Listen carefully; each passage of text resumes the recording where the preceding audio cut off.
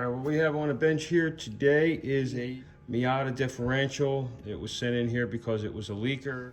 There's a considerable amount of sealant around this case. It still has a leak. And listen to this mess here. Let's see, we'll go ahead and tilt that up that way. I'm not gonna have this. I'm gonna have to do better, hold on. Yeah, we're dealing with high-end production here. But anyway, let's take a listen to this flange.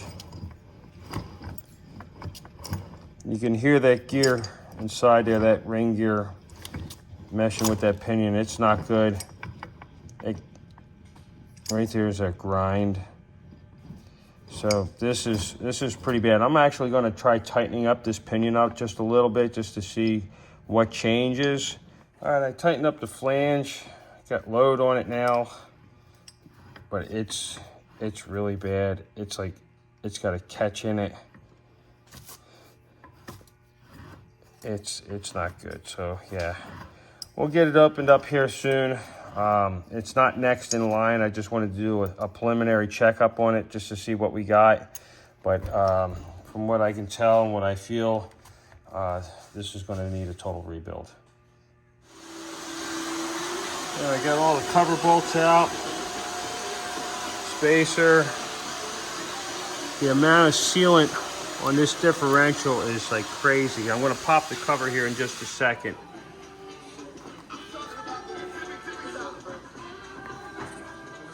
Okay. It's just, it's so much. Oh, you want to hear me complain? Stay away from me. Oh. If you sniff it, it'll make you feel better. That's what your world does, you know that? Scientific studies. I'm gonna have to beep that. All right, I want to check backlash on this next, see where we're at.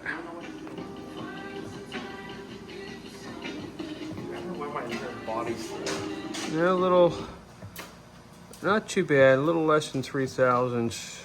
All right, here we go at another section of this gear, and we're at 4 thousandths. But honestly, I think the gear set shot in this thing because of the way it sounds, and I'm going to go ahead and spin it here, and so we can hear what it sounds like. All right, we're going to go ahead and spin it just so we can see what it sounds like.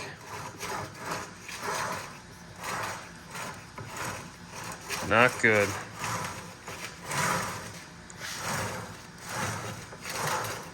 Not good at all.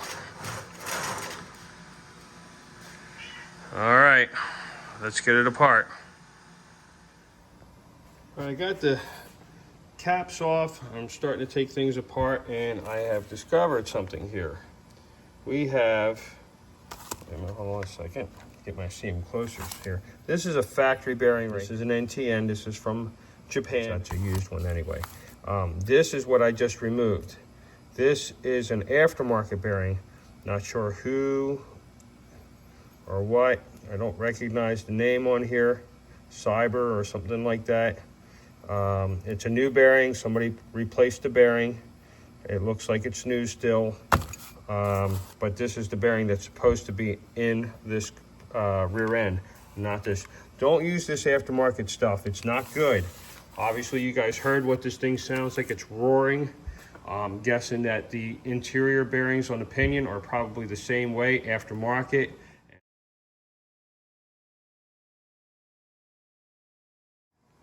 Okay, and we are back. I have removed the flange, and it is got a really bad groove in it. It is, I would call beyond serviceable use.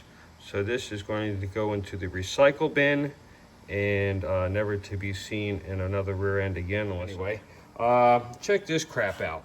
Yeah, let's check that out. I'm really curious. Anyway, we're back, and I have the pinion out. I have the bearings out of the case, and wow. All I can just say is just freaking wow. I've seen some crazy crap. This is the craziest crap I've seen. Just saying. All right, first of all, here's our pinion seal. See the damage? Just like I was showing in this video, it had some damage and the spring had sprung. Well, guess what? They put the seal in backwards, upside down.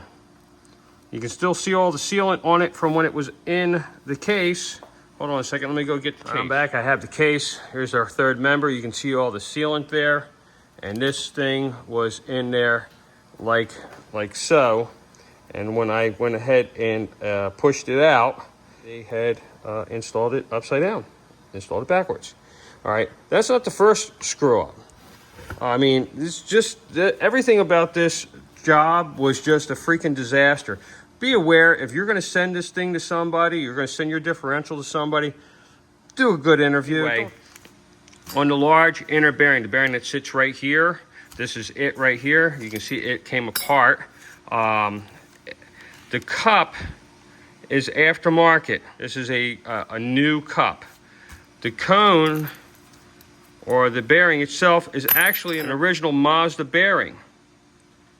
NSK Japan. They made it up to an aftermarket cup. So a non-matching bearing, cone and cup. So these two were not a mated match to begin with.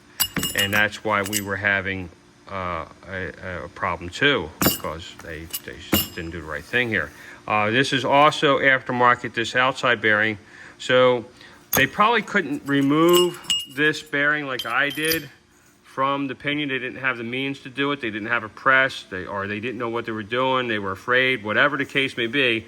They said, well, we'll just leave that on the pinion and we'll just replace the cup. Yeah, this looks good. Let's throw this one in. Wow, unfreaking believable. This is an expensive differential. This has a 3.63 ring and pinion gear ratio in it.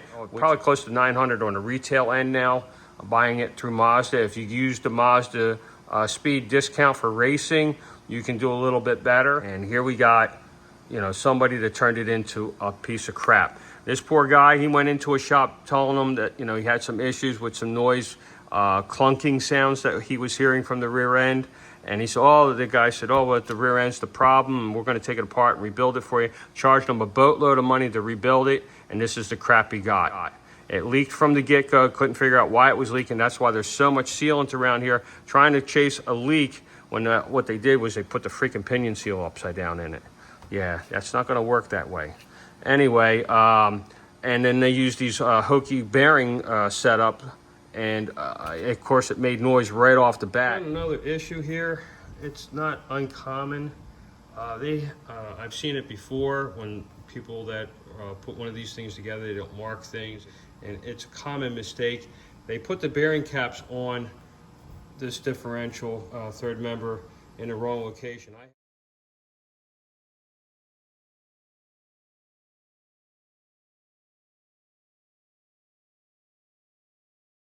have them corrected now. Number 17 is on the left side of this case now, and number 4 is on the right side of the case. When I started out, they were 4 was over here and 17 was over here. And I noticed when I was taking it apart that these adjusters were really tight and nothing was moving. So they were obviously didn't feel right. So I went and further investigated and figured out, yes, they indeed installed them incorrectly on the wrong side of this case. Hey, little baby K-Cat. What you doing, little baby K-Cat? Aw, baby K-Cat.